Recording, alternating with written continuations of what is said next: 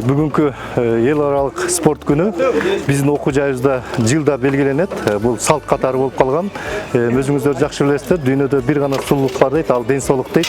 Ар бир кызматкерибиз, ар бир студентибиздин дени сак болсо, дене мүчөсү мыкты болсо, бул эртеңки Кыргызстаныбыздын келечеги. Ошондуктан мен жаштарга айткым келет, дайыма спорт менен достошуп, спорт менен машыгып, спорт менен өзүн жакшы караса, мен ойлойм булардын өмүрү да узун болот, дени дагы сак болот, эртеңки Кыргызстаныбыздагы келечеги мыкты болот деген ойдомун. Ошондуктан бүгүнкү бүткүл дүйнөлүк спорт күнүңүздөр менен чын жүрөктөн куттуктаймын. Майрамыңыздар менен.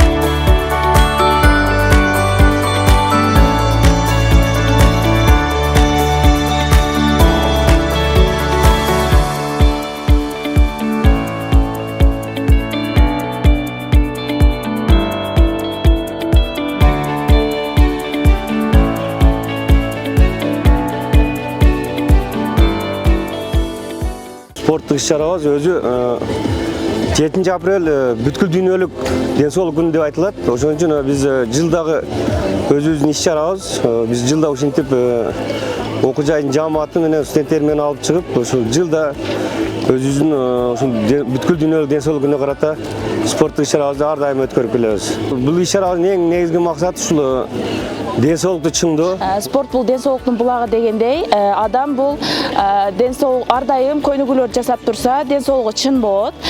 Негизи эле бул дары-дармектерге караганда өзүбүздүн эле ден соолугубузга эң жакшы пайдасын тийгизет деген ойдомун. Биз былтыр дагы катышканбыз, быйыл да катышып, ушун менен экинчи жолу университетибизде көйнөгүү жасап катышып жатабыз.